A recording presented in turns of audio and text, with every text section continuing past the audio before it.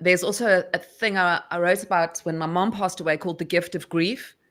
And it's how, again, these things can propel you into things that you didn't know how far you could be pushed, and you didn't know you could accomplish what you actually were capable of accomplishing, Oh, 100%. if you're not faced with these things. Okay, wow, what a story. So you, at this point, because you know what I'd love to also talk to you about, maybe as we move on, is kind of pain management. And I think because it's something that, you know, a lot of people don't talk about, and kind of this confusion, but as to how you do manage pain. I've heard you speak about big pharma in previous occasions, and I know we kind of have the same feelings there as well. So I think it's something interesting as well for people to listen to, you know. No, cool. So like the band-aid when it comes to pain management is typically narcotic pain therapy, right? Pain medications. And that really is a band-aid, and it has a lot of drawbacks.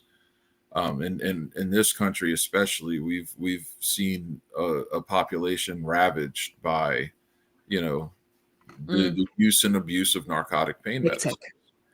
And so it's really not, it's not an answer, right? Um, you know, it's not like narcotic pain medications are great for, like, for instance, if you have to have a surgery and you having this very acute pain and you have so many days until, you know, to just, you need something to help, you know, put that pain on the side while your body's healing. That's a fantastic use case for them. And even in that case, some people, depending on their biochemistry and their personality, they could wind up with a problem if they're not careful. Yeah.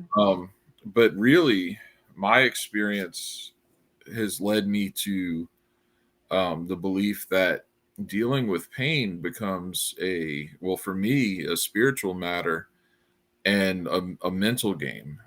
Yeah. You know, it becomes and there's a lot of fascinating research about the connection that gets made with chronic pain patients, and it's massively